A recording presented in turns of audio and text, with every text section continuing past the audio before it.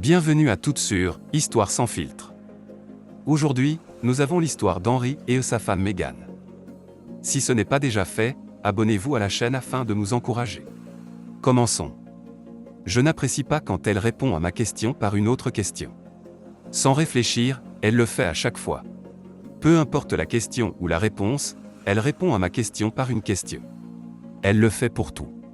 Meghan, qu'y a-t-il pour le dîner ? On dirait que j'ai cuisiné. Meghan, où veux-tu que l'on déplace la chaise ? Où est-ce que j'ai dit que je la voulais ?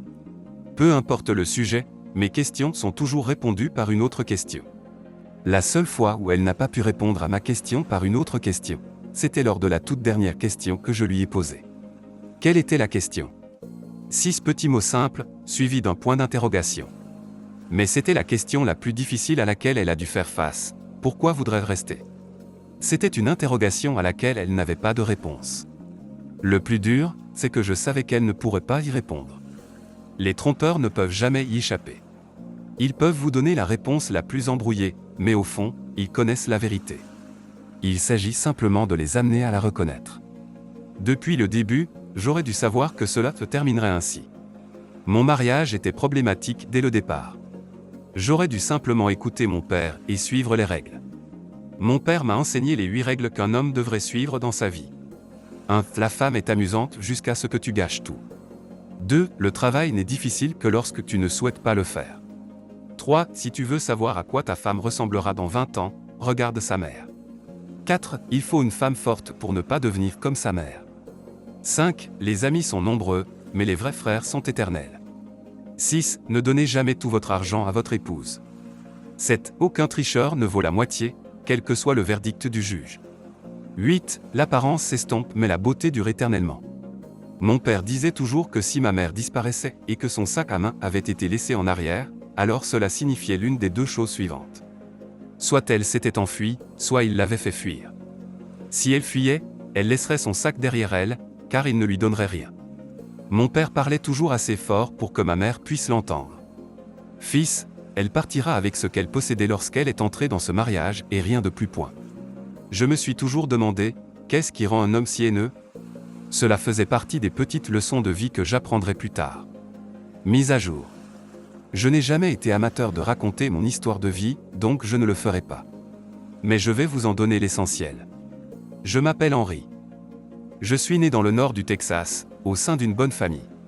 Mon père me battait tous les jours, quand je le méritais et parfois même quand ce n'était pas le cas.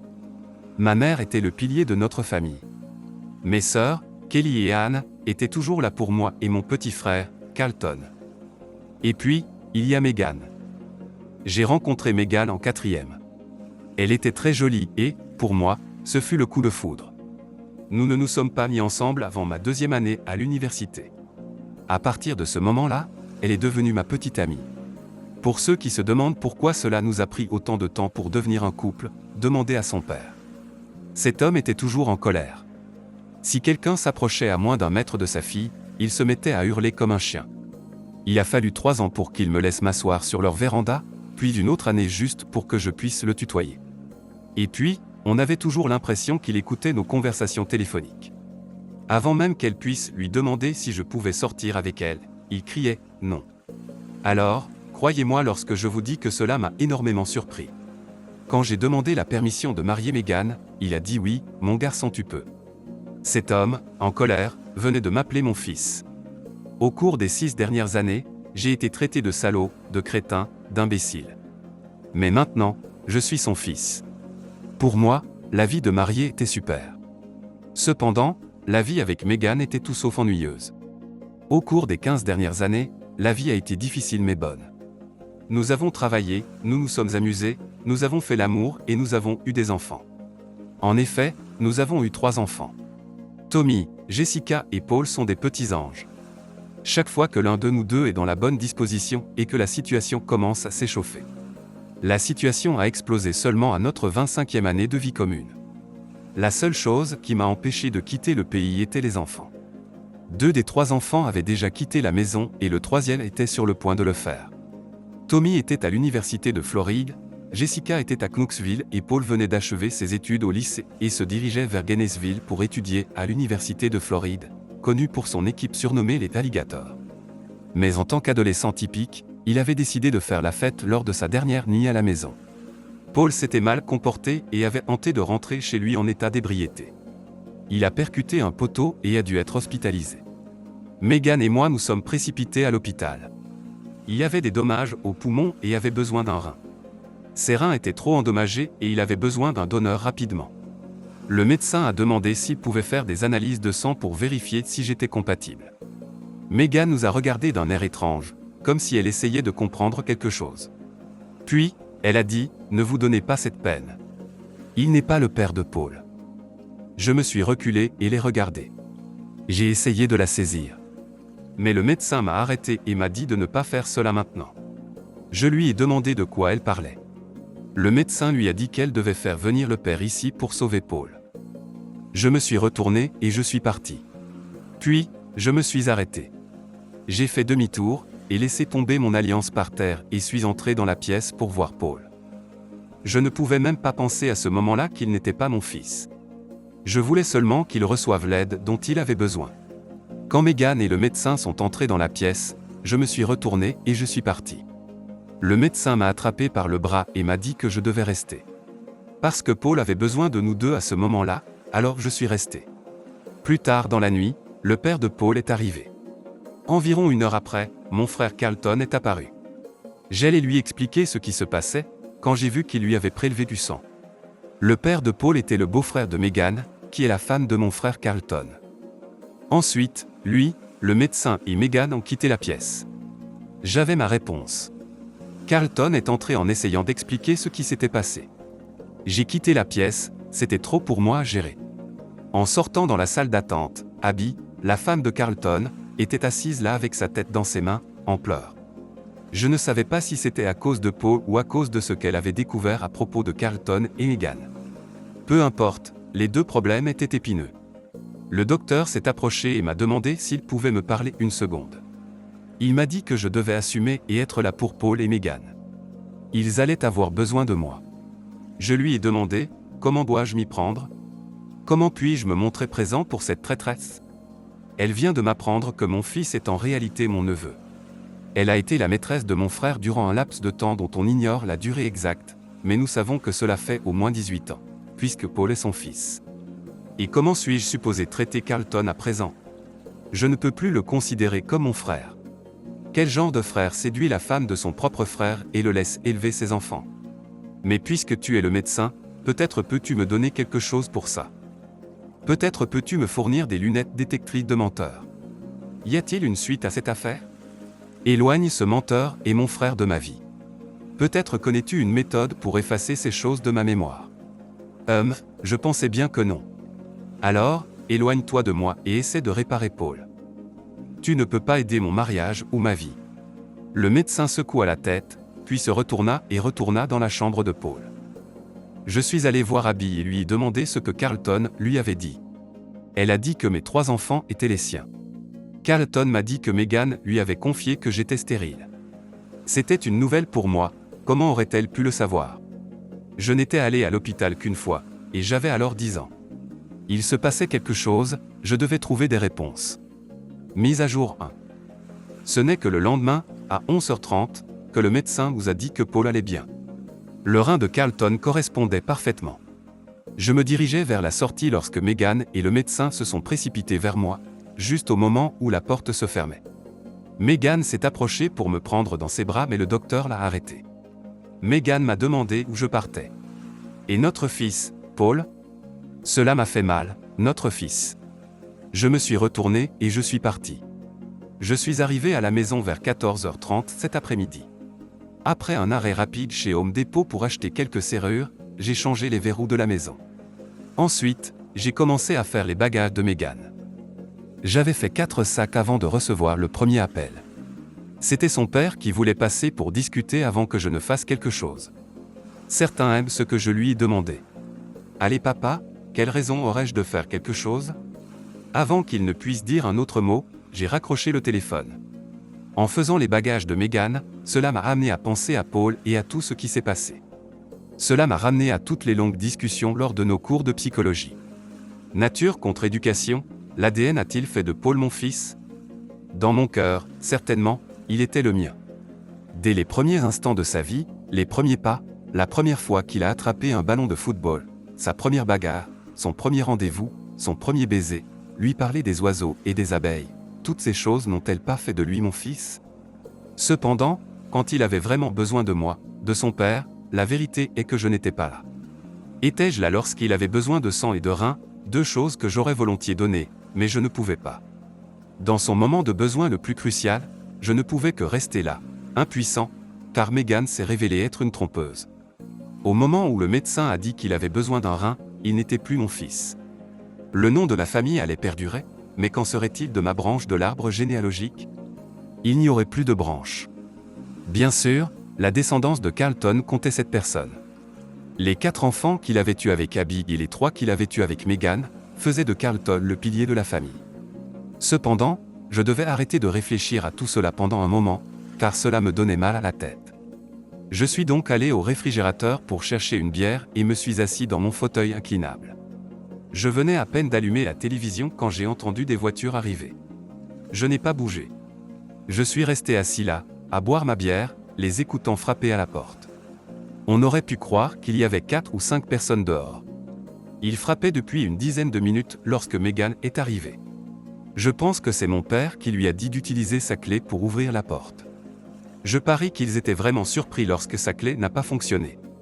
Après avoir terminé ma bière, je me suis levé et j'ai ouvert la porte.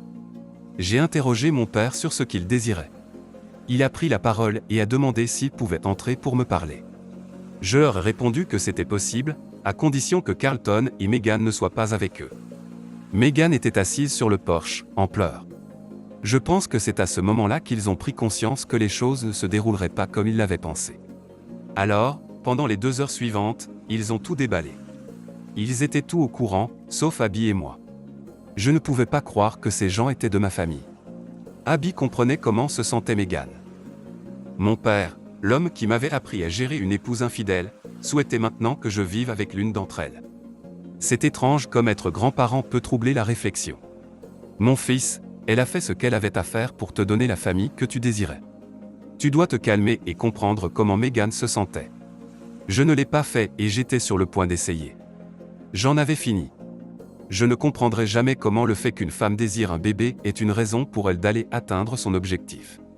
Y a-t-il une différence pour un homme qui aspire à avoir un bébé avec sa femme, pour seulement découvrir qu'elle ne peut pas lui en donner un? J'ai oublié que, selon ces directives, seules les femmes peuvent se permettre d'être trompeuses. Il semble qu'une autre femme comprend seulement ce que c'est que de ne pas pouvoir donner naissance. Je suppose que les hommes ne désirent pas des familles, ils ne veulent pas voir leur enfant grandir dans le ventre de leur partenaire. Ils ne trouvent pas de joie à prendre soin de leur bien-aimé, leur compagne de toujours pendant cette période. Je suppose donc que je ne suis pas un homme, puisque, selon eux, je ne devrais pas souffrir. Ils lançaient toutes sortes de bêtises, et c'était bien ça, des bêtises, sur la façon dont je devais penser aux enfants et préserver l'unité de la famille. Ils me parlaient de la tristesse d'une femme quand elle ne peut pas avoir d'enfants, et de l'émotivité des femmes. En guise de fin, ils m'ont donné une prétendue bénédiction d'en haut. C'est là que j'ai craqué et que je leur ai dit à tous de foutre le camp. Elle est une trompeuse et a eu les enfants de mon frère. C'est une bénédiction. Si cela est une bénédiction, alors je dois changer mes croyances. Il s'avère que ma mère a dit à Megan que je ne pouvais pas avoir d'enfant car j'avais eu la fièvre jaune quand j'avais 10 ans. Elle l'a dit à Megan mais a oublié de me le dire. Quelle mère! Après les avoir tous chassés, les enfants sont arrivés environ 1 heure plus tard. Ils m'ont dit que Megan les avait contactés, mais leur avait demandé de passer d'abord chez ses parents. Ils sont donc rentrés à la maison avant. J'ai passé l'heure suivante à leur expliquer ce qui s'était produit. Je n'ai rien dissimulé. Jessica ne voulait pas y croire. Elle a appelé et pris un rendez-vous pour un test ADN. Ensuite, elle est allée voir Megan. Tommy a dit que cela n'avait pas d'importance car j'étais son père quoi qu'il arrive. Mais il a suivi le plan de Jessica car il avait besoin de savoir. Le lendemain, nous sommes tous allés à l'hôpital. Nous avons vérifié l'état de santé de Paul puis nous avons procédé à une prise de sang. Après cela, Jessica est partie rendre visite à Megan. Pendant ce temps, Tommy et moi avons veillé sur Paul pendant quelques heures. Ensuite, nous sommes retournés à la maison. Dernière actualisation. Il va sans dire que l'ambiance était très tendue dans la maison les jours suivants. Le 3e jour, nous avons reçu un appel de l'hôpital. Les résultats étaient là. Il s'avérait que seule Jessica était la fille. Adieu les tirs à blanc. Tommy avait quitté parce que cela signifiait que Megan m'avait trompé depuis la 2e année de notre mariage. Pas même 2 ans de mariage, et elle était tombée enceinte de Tommy après seulement 18 mois. J'ai introduit une demande de divorce le jour même où les résultats sont arrivés. J'ai remis les résultats du test ADN à mon avocat. Je ne souhaitais pas une répartition 50-50e. Je voulais l'intégralité. Vous voyez, je suis un fervent défenseur de l'égalité des droits. Lorsqu'un homme est infidèle, tout le monde crie « faites-le payer au maximum ». Ne t'énerve pas, prends tout.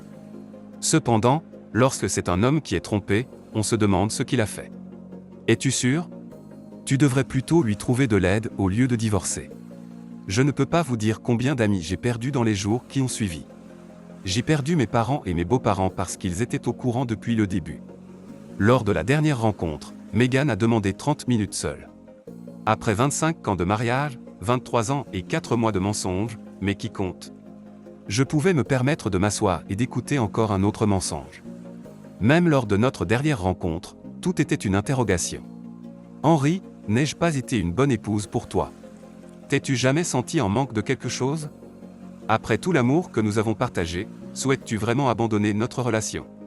Je veux dire, vraiment. Henry, pourquoi voudrais-tu partir ? Je lui ai laissé 30 minutes, mais à la fin, je lui ai posé une question. Ce n'était pas une question difficile, c'était la seule à laquelle elle n'avait pas de réponse. J'ai passé les 10 minutes suivantes à résumer tout ce qui s'est passé au cours des 2 dernières années de notre mariage. Puis, j'ai demandé à Megan, pourquoi voudrais-tu rester ? Ensuite, je me suis levé et je suis parti. Le divorce a été prononcé 90 jours plus tard. Il n'y avait aucune pension alimentaire de ma part, pas de pension pour enfants, absolument rien. Finalement, Megan a accepté de me verser une pension alimentaire de $350 par mois pendant 5 ans. Il n'y avait pas de maison à vendre. J'ai donné la maison à Jessica. Désormais, j'y vis sans payer de loyer. En ce qui concerne nos finances, je n'avais pas d'emploi, donc pas de salaire. J'ai démissionné la veille de la réception des résultats ADN. Elle m'avait trompé pendant plus de 20 ans et un juge allait me faire payer pour cela. Je n'ai pas d'argent à la banque. J'ai dû utiliser cela pour les frais médicaux de Paul. De rien, rien ne sort. Était le propos initial. La seule bonne chose était qu'Abby était passé pour m'informer que mes parents, accompagnés par Megan et Carlton, envisageaient de me convaincre de discuter avec eux et de reformer une famille. Abby et moi avons passé les 3 heures suivantes à planifier et à jouer. Cependant, à la fin de la journée, Paul, Tommy et moi serions en croisière pendant leur visite. À notre retour de croisière, Jessica m'a informé que mon avocat était prêt à engager une procédure judiciaire contre Carlton pour 23 ans de pension alimentaire impayée. Nous demandions 350 000 € par enfant. Les études, les voitures et tout le reste, après tout, les enfants sont chers. Une fois le procès engagé, Abby a demandé le divorce. Je n'ai jamais adopté Paul ou Tommy. Ils ne voulaient pas que je le fasse. Ils savaient que j'étais leur père, si ce n'est pas par le sang, alors par l'amour d'être là pour eux. 10 ans ont passé. J'ai maintenant 62 ans et j'ai des enfants de 5 et 10 ans. Ma femme, Abby, a 52 ans. Oui, vous avez bien entendu, Abby. Je ne le reconnaîtrai jamais, mais j'adore dépenser la pension alimentaire de Carlton pour offrir de belles choses à mes enfants. Et non, je n'ai pas épousé Abby par vengeance. L'étalage de notre relation devant Carlton ne me dérange absolument pas. Megan avait affirmé à Jessica qu'elle m'attendrait jusqu'à la fin des temps et me reprendra un jour. Même Jessica avait ri de cette déclaration. Mes parents supplient constamment Jessica et Abby de me laisser aller les voir. Nous serons bientôt morts et il ne se pardonnera pas de ne pas avoir été là, disent-ils. Je songe à les pardonner sur leur lit de mort, mais il reste peu probable que cela se produise. Après tout, ils ont 80 et 82 ans. De plus, ils ont Carlton. Bonjour à vous, âme incroyable qui vous êtes jointe à moi aujourd'hui. Aujourd'hui, nous terminons une histoire qui est dure mais que chacun d'entre nous peut rencontrer sur notre chemin. Elle traite de tromperie et de mensonges. Les mensonges de ses parents et de Megan ont été un chapitre douloureux de la vie d'Henry, mais ils ont aussi servi de catalyseur pour sa croissance personnelle.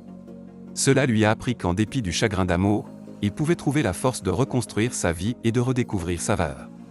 Peut-être que Dave a pris la main de sa nouvelle épouse et a plongé son regard dans le sien. Henry savait qu'il était sorti de l'ombre de la tromperie, plus fort et plus sage qu'avant. La découverte qu'une personne en qui vous avez placé votre confiance vous a menti, peut se ressentir comme une vague de tsunami d'émotions qui s'abat sur vous. La douleur, la colère et la confusion peuvent être accablantes. Mais laissez-moi vous dire, ce moment ne définit pas qui vous êtes ou votre valeur. Rappelez-vous, mes amis, vous avez une incroyable force intérieure qui peut briller même dans les moments les plus sombres. Il est normal de se sentir blessé. Il est normal de se sentir trahi. Mais il n'est pas normal de laisser ces émotions vous consumer. Vous êtes plus que la somme de votre douleur. Au lieu de vous attarder sur la tromperie, concentrez-vous sur votre croissance. Prenez cette expérience comme une opportunité de vous relever plus fort que jamais auparavant. C'est une chance de vous redécouvrir, vos passions et vos rêves. Transformez cet obstacle en une étape vers une version de vous-même plus résiliente et autonome. Entourez-vous de ceux qui vous élèvent. Engagez-vous dans des activités qui vous apportent de la joie et nourrissent votre âme. Vous n'êtes pas défini par les actions d'autrui, mais par votre réaction à celles-ci.